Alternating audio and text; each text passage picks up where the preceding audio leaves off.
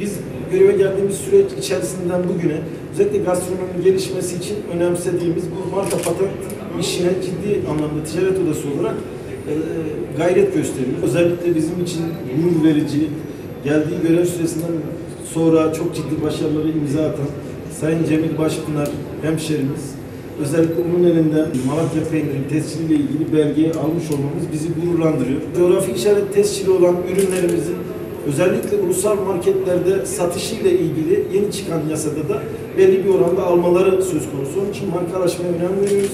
Yurt dışında, yurt içinde ürünlerimizin markalı bir şekilde satılması bizim de gücümüz olduğunu ve fiyat farkıyla da en azından bu markanın öne çıkmasını sağlayacağını bildiğimiz için bu görev süremiz içerisinde diğer ürünlerimizde marka patent enstitüsü başkanımıza müracaatlarımızda inşallah Malatya'mızın ürünlerini güçlendireceğiz. Ben de bir Malatyalı olarak bu coğrafi işaret belgesini takdim etmekten çok büyük mutluluk duyuyorum. İnşallah bu Malatya peyniri coğrafi işareti Malatya'mızın ticaretine, sanayisine önemli katkı sağlar diye temenni ediyorum. Hayırlı olmasını diliyorum. Ticaret ve Sanayi Odamıza ve başkanımıza da teşekkür ediyorum. Bu coğrafi işaret tescili noktasında sağladıkları katkılar için. Hayırlı olsun tekrar. Teşekkür ederim.